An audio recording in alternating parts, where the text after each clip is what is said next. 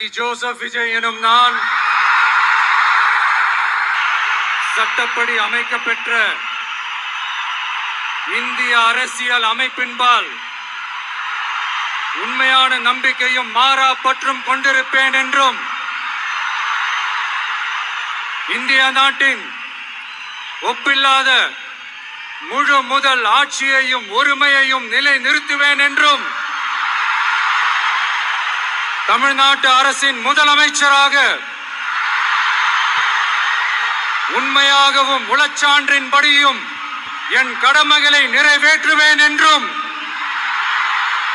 அரசியல் அமைப்பிற்கும் சட்டத்திற்கும் இணங்க அச்சமும் ஒருதலை சார்பும் இன்றி விருப்பு வெறுப்பை விலக்கி பலதரப்பட்ட மக்கள் அனைவருக்கும் நேர்மையானதை செய்வேன் என்றும் ஆண்டவன் மீது ஆணையிட்டு உறுதிமொழிகிறேன்.